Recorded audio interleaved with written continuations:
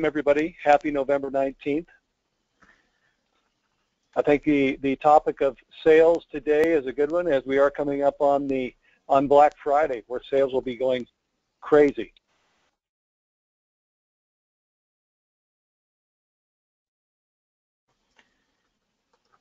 All right, well, we'll go ahead and let's go ahead and get it kicked off here. Once again, welcome everybody. My name is Andy Crawford. I'm with Pinsight. We also have Dr. Martin Lanik on the phone with us. We're excited today to really discuss sales. Since being in business development, that's my world. That's the area that I participate in on a daily basis. It is a contact sport. You know, of all the different things that I've read, one of the statements that always sticks with me is that sales are simple. They're just not always easy. And we kind of want to talk about sales and how to find those folks who can navigate their way through. Really, it's a simple process. It's conveying an idea and getting somebody to adapt and buy into the idea. But there are lots of little minefields we encounter, things that we have to try to confront, or things your reps will have to confront as they go through this process. So today we want to kind of talk about our methodology, our thoughts on it, and hopefully these ideas that we're sharing today will really help you improve your sales process, not only through the hiring of new sales reps, but maybe through the development of your existing reps. If you take a look, we've got our assessments. We have a lot of different major companies that utilize our tools right now, as you can see, Denver Health, Coca-Cola, Ruby Tuesdays. So Dr. Lanik brings a lot of knowledge to the table and a lot of information, and looking forward to sharing this with you today. Good, thank you, Andy, and good morning, everyone. My name is Martin Lanik. I'm an industrial organizational psychologist. I'm the CEO of Pinsight, a talent management assessment firm based out of Denver, Colorado. And today we'll be talking about how to hire better salespeople and what assessments to use. And actually, what got me really interested in this topic is as we were building our own sales team at Pinsight, we were looking at all different assessment options as part of the pre-hire process.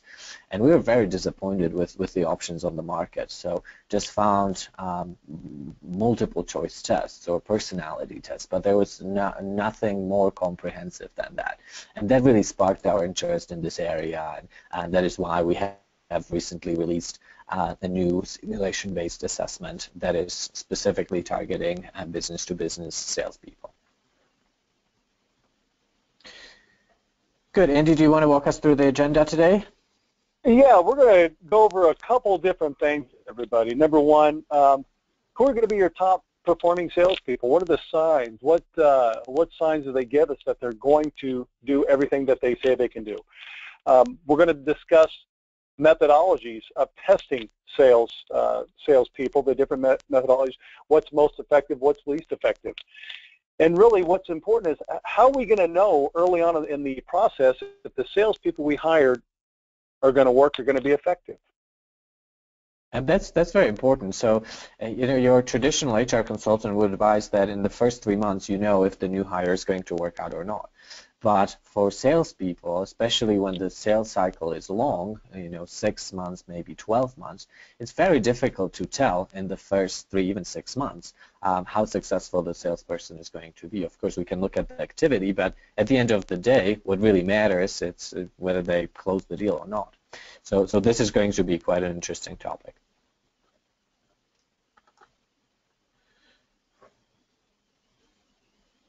Yeah, in the environment today, when I go out on the internet, I'm always researching and reading and trying to find what are the latest and greatest sales methodologies that are out there. And I constantly read about, and I think people are out there on the internet looking for the magic button that their salespeople can implement and push, and it's going to bring in all these people who are just going to flock to buy their products. But ultimately, when we look at the research, it's still direct interaction. It's an early, when I was early in my sales career, one of my early sales mentors sat down with me and he grabbed a piece of paper and he drew 2 circles that were right next to each other. And he's like, Andy, he goes, this is the secret to sales. And I'm like, is that the infinity sign? What is that? Two circles, I don't get it. And he goes, it's two people standing face to face. He goes, ultimately, with all the different tools that are out there, with all the different things they're trying to create, it boils down to direct interaction with people. And so we want to make sure that as we're looking at different sales tools, as we're evaluating ways of finding reps, that we're finding the folks who can interact directly with others.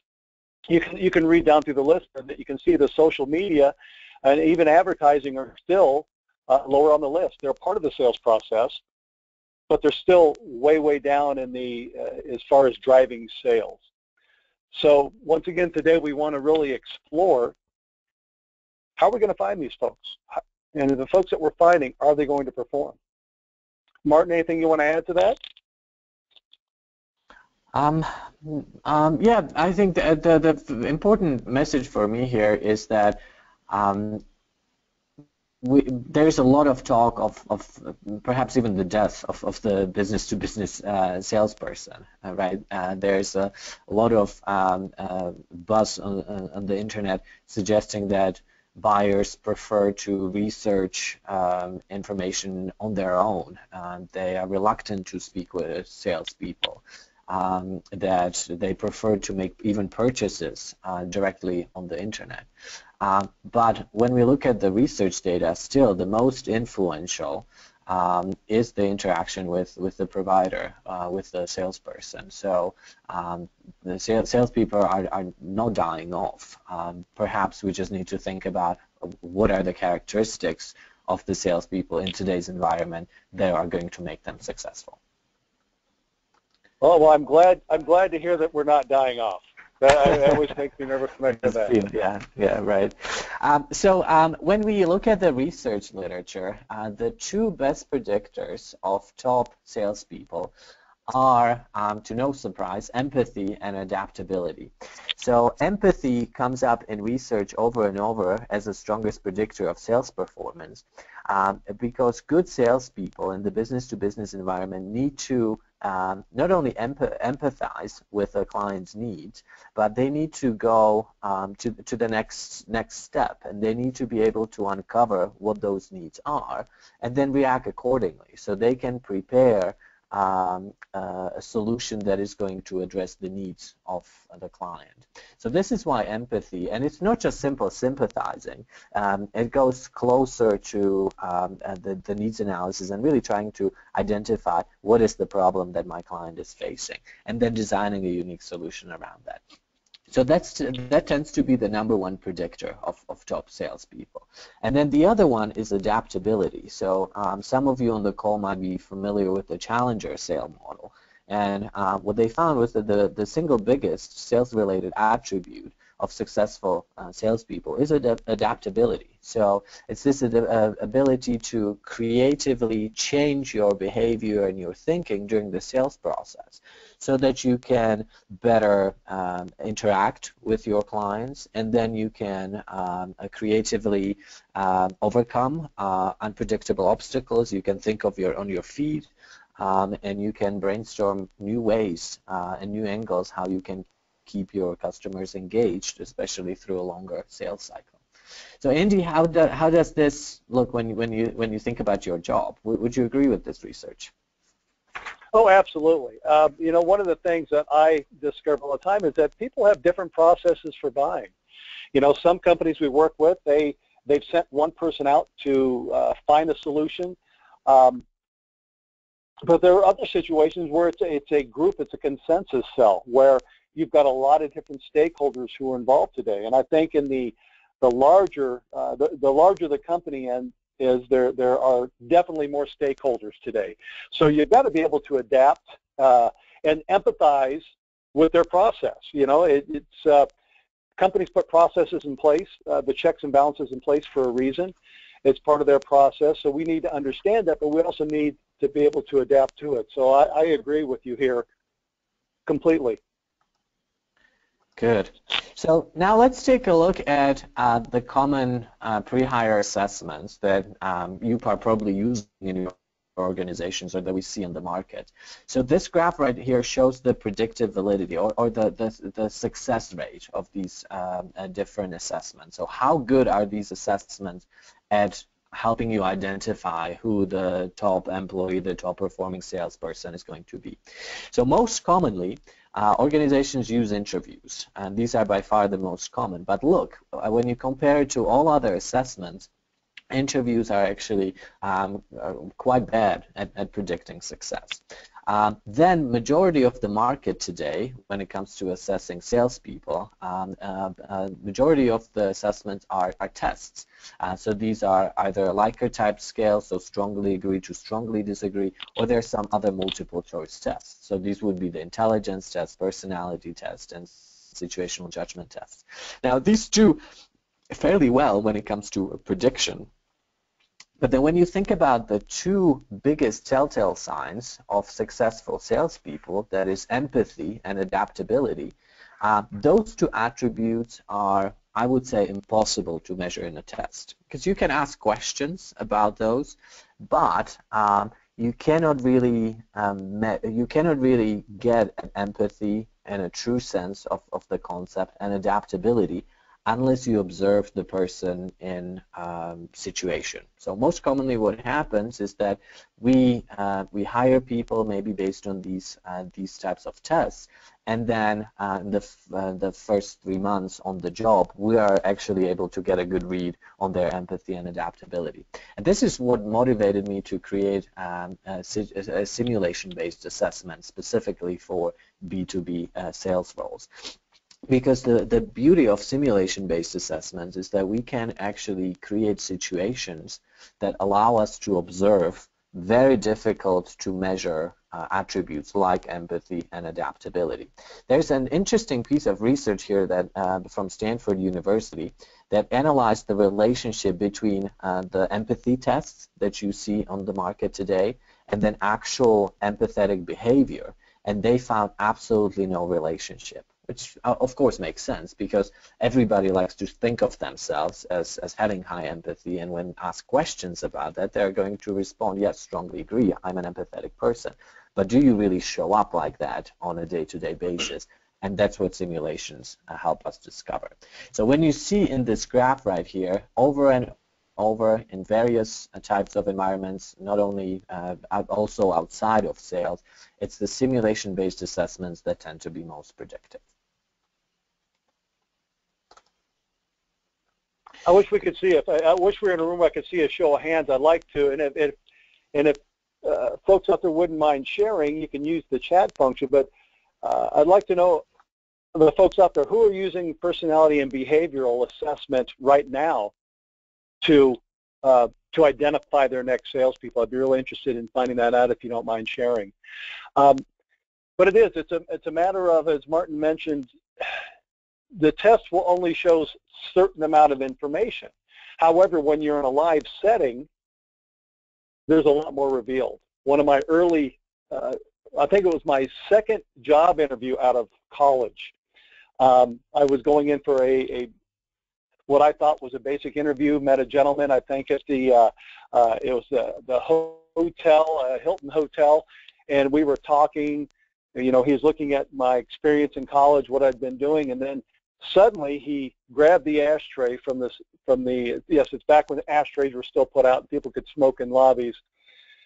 Grabbed the ashtray, put it on the table, and said, "Okay, Andy, I want you to sell me this ashtray." So he was really checking my adaptability to see if I could think on my feet. And so I went through and was trying to sell him this ashtray, going through asking him a series of questions, what he was going to use it for. And we had a chance to talk about it afterwards. And he was like, look, he goes, I'd like to do this. He goes, because you're going to, much like the assessments that are out there, people are going to try to answer things the way you think or the way they think you want them to be answered. And so by putting people kind of in that duress, that maybe stress, if you call it, of a live challenge, you get to the real answers. And that's kind of been our participant experience at Pensight. We put people through a 2-hour live role play. We put the, we're going to test drive them to see how they react, how they respond to the situation. So they're going to come in, they're going to see emails coming in, they're going to have live chats with our IO psychologists who are going to be pretending to be clients. They're going to have information that they can research, a little pre-work on the side, to give them the knowledge they need to go into the live assessment so they can be prepared. So we're checking their preparedness, we're checking their ability to put together a plan quickly. We're looking for their ability to quickly adapt to the situation, and then obviously, as Martin mentioned, see how empathetic they are to the situation. They're going to have to check their calendar for meetings. So it's going to be a true 2-hour day in the life of the sales rep. As I mentioned, they are going to get a live video conferencing call with our IO psychologist pretending to be a client, where that they're going to have objections and questions to ask, and all this is being measured. All these are part of the data points that we're taking throughout this process. So it is a chance this is a situation where you can either find out how they're going to react during the first couple weeks of working for you, or you can put them through an assessment that's going to do that for you. So it can kind of take the guesswork and the surprise out of it, that if you get them you hire them, you put them into place, all of a sudden you're seeing them perform, you're like, ooh, that's not what I expected. You can eliminate the unexpected by putting them through a live assessment. Yeah. Very good, thank you, Andy. What we try to paint here is a picture of what a live assessment or simulation-based assessment actually could look like for and looks like for business-to-business salesperson. So the point is that people are observed in real-life situations. They are pitching a product to a client. They are negotiating contracts. They are prospecting. So all of the activities that you would normally expect the salesperson to do on a day-to-day basis, we cram into a simulation, into a 2-hour experience that gives us enough samples of their behavior and their sales skills. As part of the research, so when we started going down this path of identifying or building a simulation that is specific for business-to-business salespeople, we started with a review of what are the most common sales strategies. And our research has identified that across the board, across organizations in different areas and different sales teams, there are 7 common strategies that their sales teams put together. The first and probably the most common one is the hunter strategy, so bringing new customers through the pipeline. Then there is the consultative type of sale, where the salesperson is acting more of a consultant, where they are building custom solutions for the customer.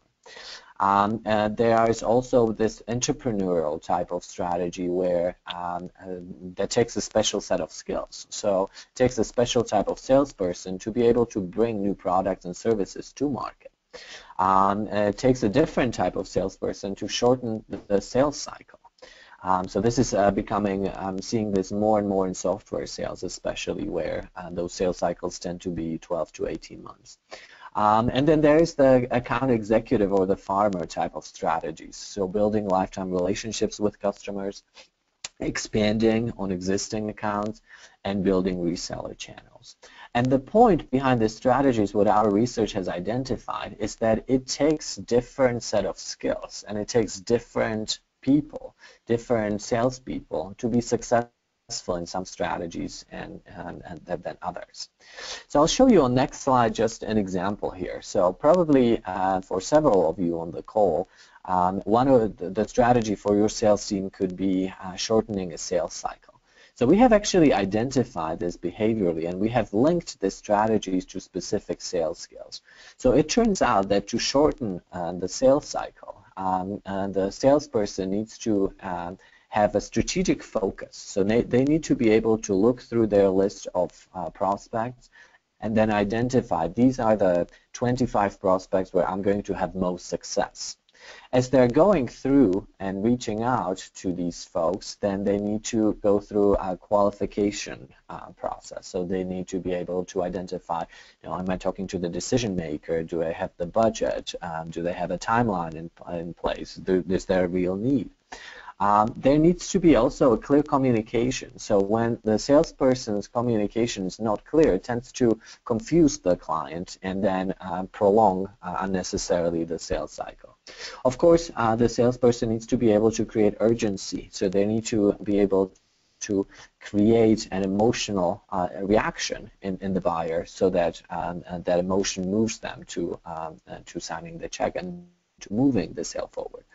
And as Andy mentioned earlier, today in the business environment, there are multiple stakeholders to influence. So the salesperson needs to be really good at influencing others.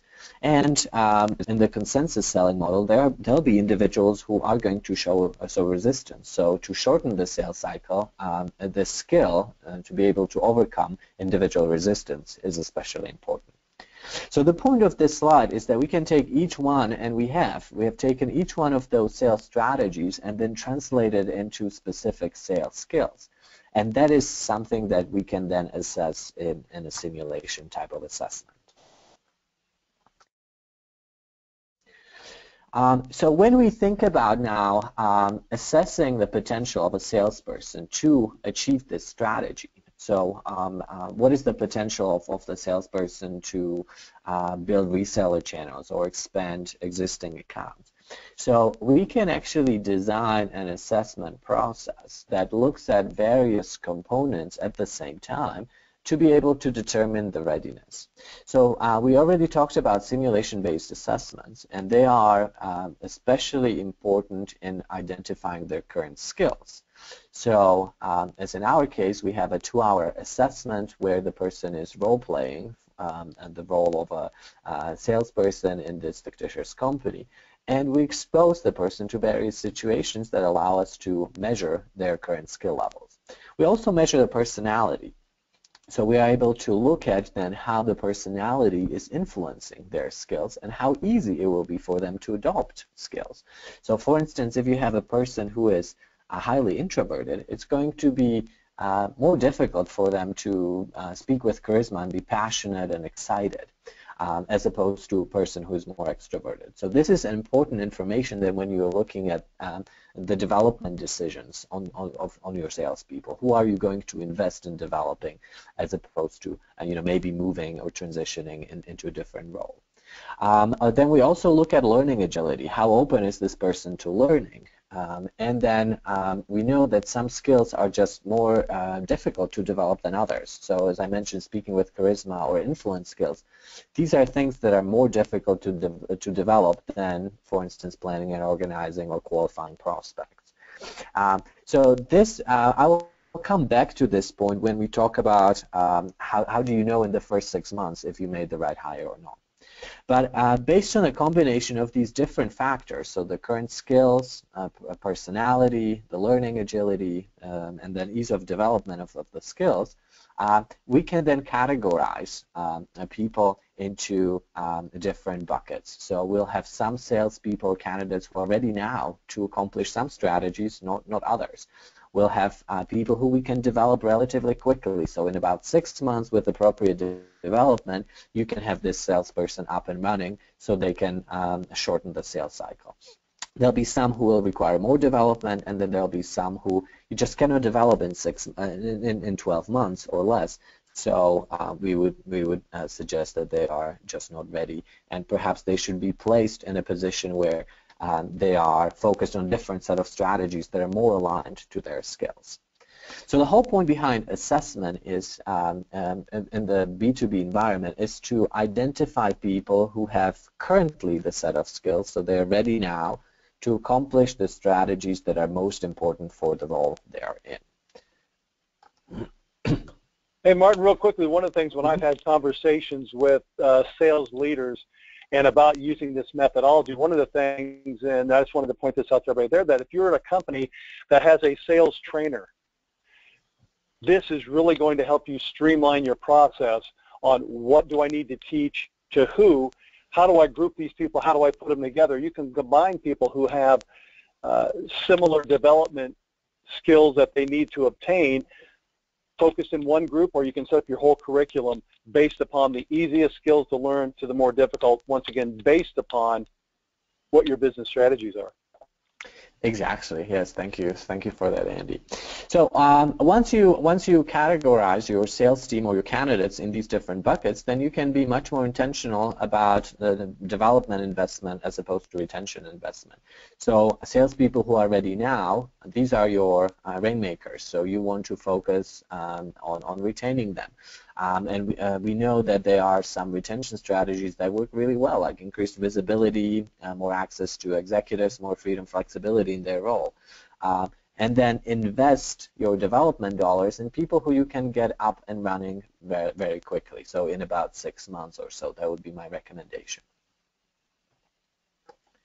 Now I'm going to show you some examples of what the reports could look like from a simulation-based assessment of this sort. So we're looking at an individual report, and we're looking at the readiness of this individual for this particular role or sales team. The most important strategies are bringing new customers through the pipeline, generating initial sales, and then shortening the sales cycle. That's what this sales team is focused on. And we see that this particular individual could potentially be developed in 6 months to accomplish one strategy or achieve one strategy, but would require longer development to achieve the other strategies. So they're going to have problems with shortening the sales cycle and generating initial sales of a new product. So now we can dive into a SWOT analysis to better understand why is this. So this person does not have any strengths when it comes to the sales skills that were assessed that are most critical for these strategies. They have 2 weaknesses. So these are analyzing information, thinking through solutions, but this person has quite a bit of opportunities. So they can develop relatively quickly communication, that influence and adaptation. So those are things in this case that they could develop relatively quickly based on how open they are to learning and based on their personality. There's also a thread here that was highlighted. So this particular person is difficult to read, unemotional, and that's going to potentially hinder their ability to influence others. And maybe that's why we're seeing that there's development needed in these areas.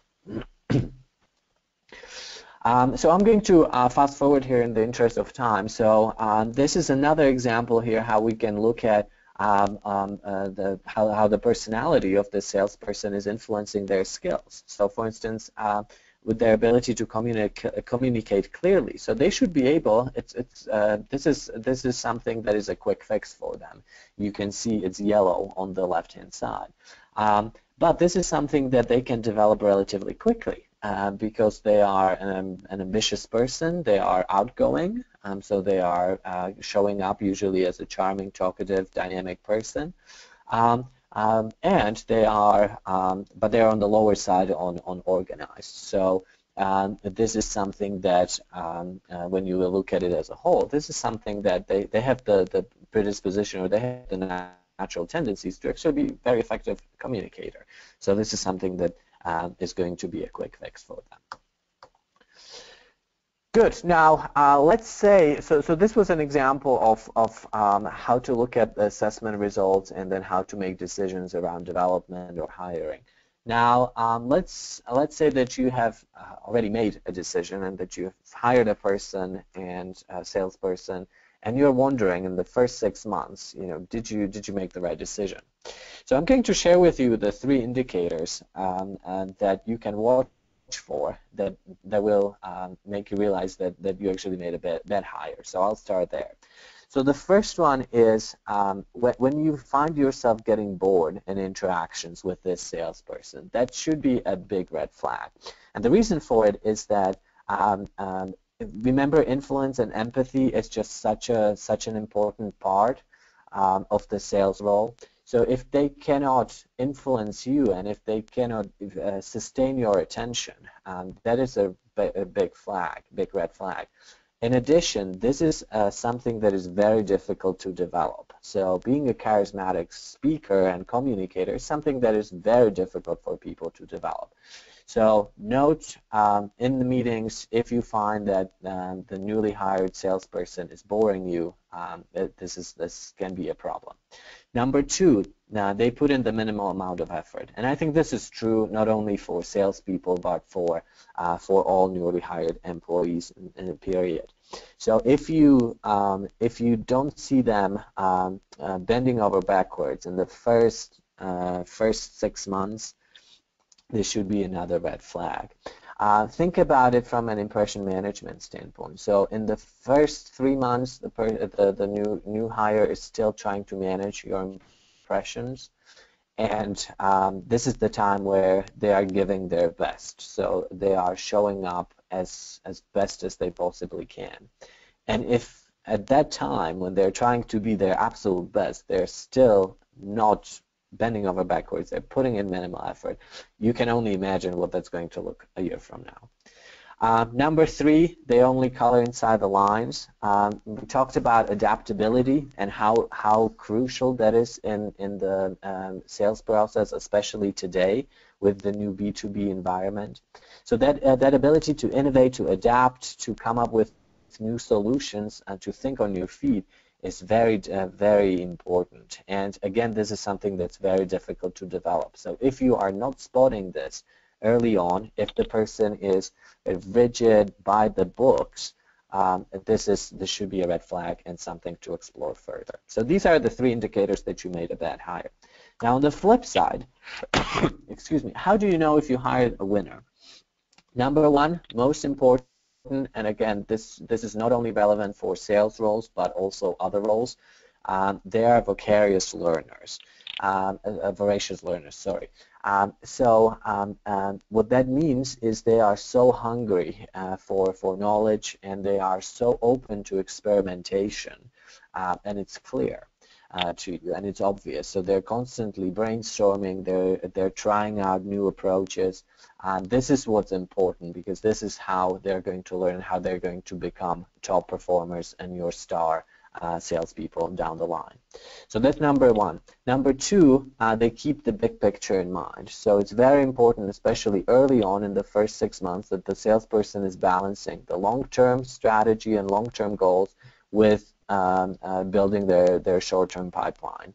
And to do that, they need to be able to go back and forth between the strategic perspective and kind of more tactical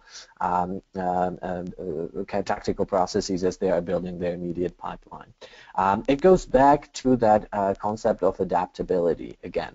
So if you are seeing that this person is very tactical, they're not able to have a strategic perspective, and this should be a problem. On the flip side, if they are able to keep the big picture in mind, if you're seeing them going back and forth, being strategic thinkers, understanding the vision of your company or of the product, being able to communicate the value proposition in a way that is adapting to the client needs, those are all very good attributes to have, and these are only attributes that are going to translate to success down the line. And then the last one is they have to be convincing. So this goes back to the empathy and influence. So they got to be able to read you as their manager or the HR business partner, so that those skills transfer. If they're able to do that with their direct manager, and the odds are they're able to do that with their clients as well. And it's just so important to be able to read the situation, clearly identify the needs, and then create a custom solution. So I know we are about 5 minutes over, and that gives us about 10 minutes for questions. Andy, is there anything that you'd like to add? Yeah, you know, we had a couple questions that came in. One of the questions, they wanted to know if they're interviewing and testing a big group of people, can you compare one to another on them being ready in this type of testing environment? Yes, absolutely. So there are analytics that our software provides that allows you to compare one person to another person or a whole group together. Oh, fantastic. Yeah, if anybody, once again, if you have a question in the chat box, you can type the message in there. The other question, another question we had come in, they wanted to know, it's showing where they're weak at. As a company, does Pinsight do sales training, or what do they do to kind of help the trainers determine resources where people can get the information? So we, on an internal side, so we run assessments of the entire sales team, especially when they're going through restructuring, or if they are not hitting the numbers and they're looking to identify the problems. So we run diagnostic assessments on the entire sales teams to identify what are the most common development needs, and then work with the trainers to give them that insight. So we work with the trainers to be able to so they can design a curriculum that is specifically meeting the needs of the person, of the team. Okay. Another question that came through, they wanted to know if the assessment is adaptable for different styles. Early on, you had mentioned, anywhere, the different types of sales organizations out there. This question in particular, they're kind of asking, okay, they're in the financial world. They are looking to, they've got a group of people who are building those relationships and growing the business, but they also have a group of people who are doing the serious hunting to try to find their next client. Is this adaptable to both of those groups? Yes, well, so the point of this type of assessment, and specifically our Pinsight assessment for salespeople, is to help you identify which group is a particular person going to be better fit for. So do they have more of a hunter profile? Are they going to be better as an account executive? Perfect. Yeah. I know one of the things that I always like to point out is the importance of using a tool like this. Companies out there estimate that a bad hire can cost a company anywhere from $25,000 to $50,000. Not only in training time, not only in the cost of lost sales and having to and losing accounts. I think that's an important thing to keep in mind, because I think the sales industry is starting to understand that there are better ways of interviewing people. And so one of the questions I know when I talk with people quite a bit is, do they need to go through and have some of their more experienced, tenured folks take the assessments and then have new people take it? Or are those two completely separate, different areas? That's a good question. It doesn't hurt to have a clear read on where and what are the characteristics of the top salespeople in the particular company, and then use that as a criteria to look at new hires. But we always validate the assessments to work across the board. So that means that you don't necessarily need to be putting your internal top salespeople through the assessment if you want to start using it in hiring. But you could definitely put your sales folks who you've had a while through it to see what developmental needs are. Is that correct? Yeah, exactly. Yeah. Outstanding. And I see another question here. What are the approximate per candidate costs for this assessment? So our 2-hour simulation assessment with the live role plays and scoring. So in our case, it's actually human assessors who are observing the candidates and then making ratings. So it runs at $375 per candidate. And as Andy mentioned, so when you compare it to other simulation-based assessments, the brick-and-mortar ones, you would be looking at several thousand. So what makes this so competitive is our ability to deliver these simulations completely virtually. There's one more question. Go ahead, Andy, and I'll look up one more question. No, go right ahead. I'm not sure if you mentioned, and I missed it, but how do you measure learning agility? That's a very good point. So how do we measure learning agility? We measure it from a perspective of learning orientation. How open is this person to learning? How much they value learning for the sake of learning and adopting new skills. So that is how it comes into play in the personality profile. At the same time, we are then observing skills that have to do with adaptability. So we're looking at what are the, how adaptable and how, what's the spectrum of behaviors that this person has. Andy, what were you going to say?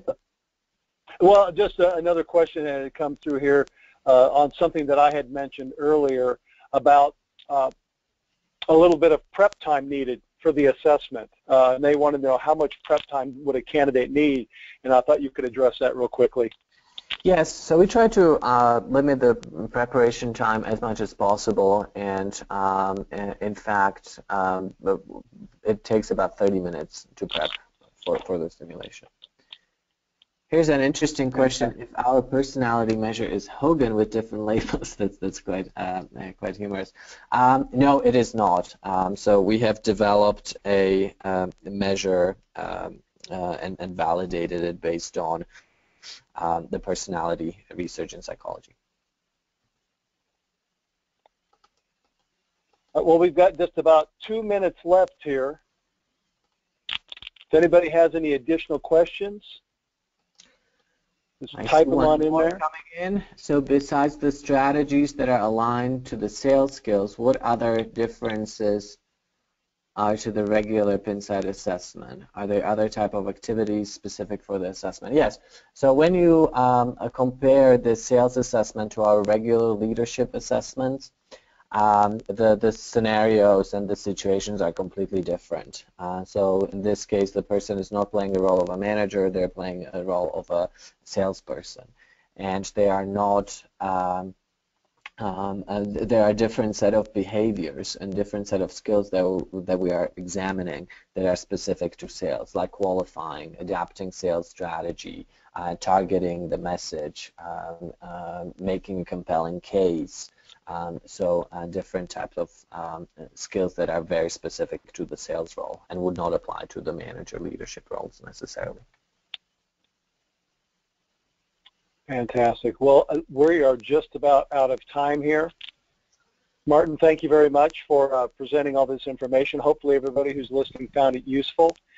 If we can be of any assistance, you require, like some more information, please, you can shoot us an email at, it's listed on the screen right now, and we'll answer you as quickly as possible. Martin, thank you. Thank you, Andy. Thank you, everyone. As soon as you log out, there's going to be a quick 3-question survey. So I just want to encourage you to respond to it.